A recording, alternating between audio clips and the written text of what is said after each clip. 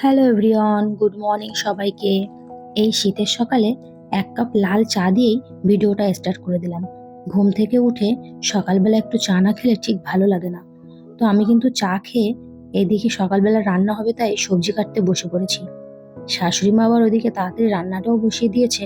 তো আমি ভাবলাম হাতে হাতে একটু কাজ করে দিই, যাতে রান্নাটা তাড়াতাড়ি হয়ে যায়। শ্বশুরমশাই আবার খেতে চলে আসবে।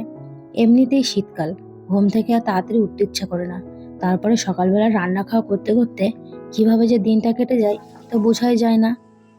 আমাদের নার্সারির থেকে কিছু গাছ আনা হয়েছিল, তাতে দেখেছি সুন্দর সুন্দর ফুল ফুটেছে। ছাদে গিয়ে দেখি ড্রাগন ফল গাছটাও অনেকটা বড় হয়ে গেছে। তা ভাবলাম একটু এসে যখন গাছে জলটা দিয়েই যায়। আমার স্নান হয়ে গেছে, এখন ঠাকুরকে পুজো দেবো। থালা বাসনগুলো ধুয়ে নিচ্ছি তাড়াতাড়ি করে। আজকে আমাদের বাড়িতে খুব আনন্দের দিন, কারণ আমার ননদের এক জীবনে একটা ছোট বেবি আসতে চলেছে। তো সেই বেবিটাকে আমরা দেখতে যাবো নার্সিংহোমে।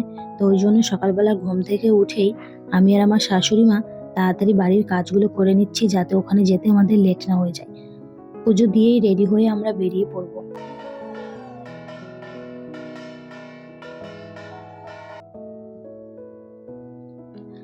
আমি কিন্তু বেরিয়ে পড়েছি এদিকে, আর ওদিক থেকে বারবার ফোন করছিল যে আমরা কখন আসবো।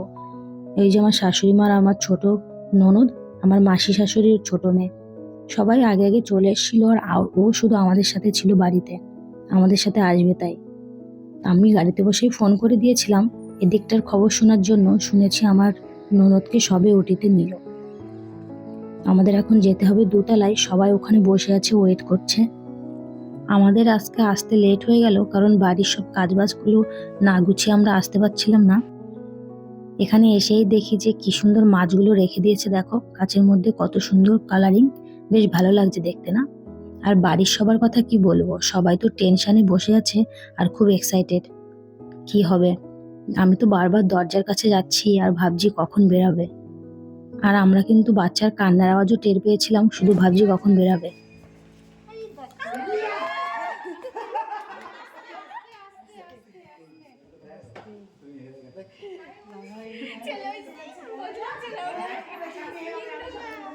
বুঝতেই পারছো সবাই কতটা খুশি আর কতটা আনন্দ করছে।